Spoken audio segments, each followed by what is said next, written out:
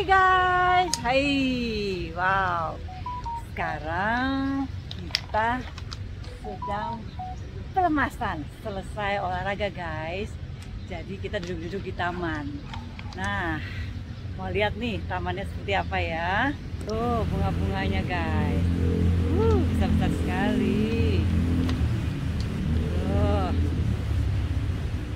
Hai Ta. Halo. Sudah Nah. lepas masker karena udah mau deket rumah. Iya. Tuh, taman-tamannya besar-besar sekali ya guys. Yes. Nah, Hari kita ngobrol soal apa nih? jadi sambil kita menikmati sinar matahari ya di atas ini ya. Enak banget. Ya. Nah, masa pandemi COVID-19 ini kan Ta, Ah, dimana semua orang dalam keluarga itu kan berkumpul. Work from home ceritanya ya. terpaksa berkumpul. Terpaksa, tanda kutip terpaksa. Jadi biasanya kan kalau anak, suami, istri bertemunya biasanya kan di malam hari ya, karena aktivitas sepanjang hari. Nah, sudah hampir 2 tahun nih kita mengalami masa yang namanya work from home. Bisa bayangin gak sih yang namanya sifat karakter asli semuanya keluar, lalu ditambah dengan masing-masing punya tingkat stres sendiri-sendiri, ya nggak sih? Ya. Si anak stres dengan sekolahnya, si bapaknya juga sama ibunya harus kerja di rumah, sekaligus plus punya PR tambahan ngontrol anak-anaknya kan. Ya. Belum lagi ditambah satu sama lain saling membuat kekacauan karena tembok ketemu tembok. Nah, tuh kan banyak tuh ya yang nanya sama gue tuh, gimana sih caranya mensiasatinya? Wow, karena pandeminya lama sekali nih, ya entah sampai kapan kan. Nah, sementara nih lo walaupun anak-anaknya sudah besar, tapi kan anak-anaknya pasti sering berkunjung kan ke rumah, lalu belum lagi ketemu suami, itu lagi. Gimana ya kalau lo mensiasatinya itu gimana? Nah, waktu itu sempat di satu masa ketika dimulai pandemi, Mas Wi mengumpulkan Hanif Hadrian untuk tinggal bersama kami. Oh ya, ya. Kebetulan kami tinggal di apartemen. Nah, Jadi si Hanif Hadrian anak lo kan tinggalnya di apartemen lain ya? iya, terus kemudian mereka tinggal sama kita gitu. Oh. Nah, jadi ya itu siasatnya ya tentu ada konflik. Sekalipun di meja makan, kita biasa selalu ngobrolnya di meja makan. Di meja makan sepertinya masing-masing mencoba untuk menahan. Ini terjadi setelah 2 minggu ya, setelah 2 minggu pandemi mulai berasa aduh lo lagi. Nah, jadi akhirnya kita berempat sepakat apabila salah satu sepakatnya harus sadar penuh bahwa kondisi pandemi ini memang kita nggak bisa keluar, maka harus sadar penuh bahwa wajib bertoleransi lebih banyak. Ya. Kemudian Toleransi. iya, kemudian juga wajib untuk melihat kadar stres masing-masing. Kalau seandainya ini ada potensi bakal meledak atau karena kantor kerja di rumah, akibatnya bisa meledak nih kerjaan di kantor, menyebabkan bisa jadi emosinya tinggi. Nah, maka kita sepakat apabila salah satu dari kita berempat sudah mencapai level segini, harus keluar dulu dari pintu apartemen. Entah turun ke bawah kah, gitu ya, untuk merelaksasi diri aja. Gitu, itu prinsipnya. Walaupun secara positifnya amat sangat banyak. Yang paling terasa adalah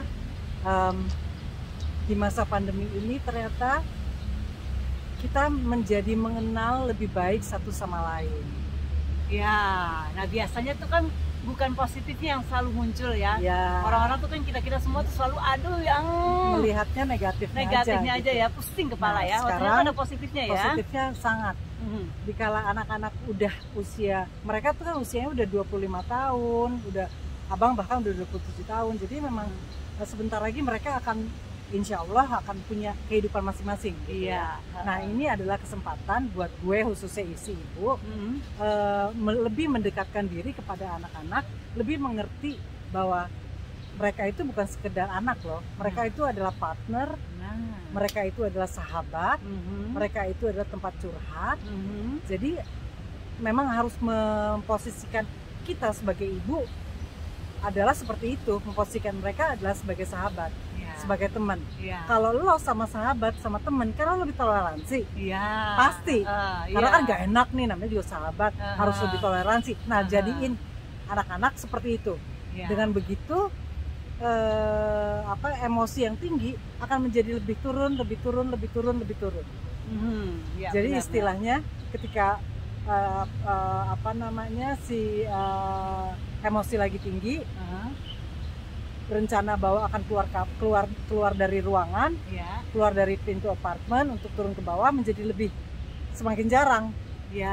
Karena kita satu sama lain membuka pembicaraan bahwa kita ini, gue menganggap anak-anak gue adalah teman Iya. gitu. Mhm. Dimana terhadap teman, yaitu tadi seperti tadi yang gue udah bilang, terhadap teman kita punya toleransi yang lebih dibandingkan dengan apa yang ada sama orang-orang yang tinggal sama kita satu rumah. Iya. Itu pasti. Iya. Jadi gitu. Oh, jadiin teman ya. Ya. Karena memang sering akhirnya kita tuh berpikir bahwa ini mereka musuh-musuh kita ya, yang ada namanya emosi terus kan? Iya. Yang namanya biasanya sedikit saja salahnya, rasa. Enggak, sebenarnya lebih kepada begini. Nah. Kita menganggap mereka adalah anak kita. Emang Ah. mereka anak kita. Hmm. Jadi kita men-treat mereka seperti anak. Ya, Bahwa ya. one way communication. Ya. Nggak bisa. Sekarang mereka udah besar, Aha. harus two ways communication. Iya. Dengan two ways communication, maka itu tadi, coba deh, pasti emosinya akan jauh lebih turun. Pasti. Dan itu berlaku juga kan untuk anak-anak yang juga masih kecil ya. Oh iya. Jadi kita anggapnya mereka juga kita ajak untuk berdiskusi ya. Oh iya, seperti Siana, cucu gue nomor 1. Aha. Siana umurnya 6 tahun. Ya. Kita orang tuanya membiasakan dia dari kecil untuk two ways communication. Aha. Ya. Maka dia terbentuklah menjadi seorang anak yang sudah lebih dewasa, sudah lebih mengerti, diajak ngomong gitu, Ya. di usianya dia Ya. gitu. Ya. Sehingga si mantu gue Yudit juga nggak melulu harus belajar ini itu, enggak, dia Ya. udah tahu sendiri jamnya Aha. gitu. Awalnya tentu harus didampingin orang tua, Ya. tapi kemudian setelah two ways communication, Aha. Yudit sama Shana jauh lebih easy to each other. Ya. Jadi jarang banget berantemnya. Ya. Dan Jadi itu pandemi harus ambil positifnya. ambil positifnya ya. Dan juga berlaku dengan pasangan dong. Oh pasti itu, kalau Ya soal kan? pasangan sih pasti. Aha. Kalau pasangan kan Diskusi. lebih mudah ya gitu. Aha.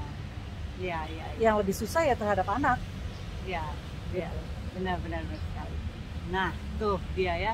Jadi berarti memang pandemi ini kita harus mengambil hikmahnya. Jadi memang harus bisa lebih mengontrol pola pikir kita, ya. Jadikan itu suatu tetap ya. Jadi kesempatan ya, tetap ada kesempatan yang positif untuk bisa saling lebih mendekatkan diri, saling bisa memahami satu sama lain ya.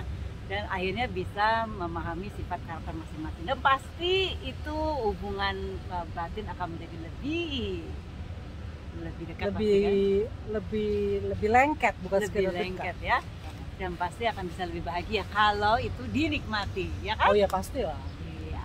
Ya guys, jadi apapun juga nih, nah pandemi yang COVID-19 ini kita sedang hadapi, ya entah sampai kapan. Nah, kita harus bisa memanfaatkan kesempatan yang ada. Jadi jangan ambil negatifnya, tapi ambil Positifnya. positifnya. Oke guys. Oke. Yuk, semoga Ya. hari ini bisa menjadi hari yang berkah buat kita semua. Yes. Bye.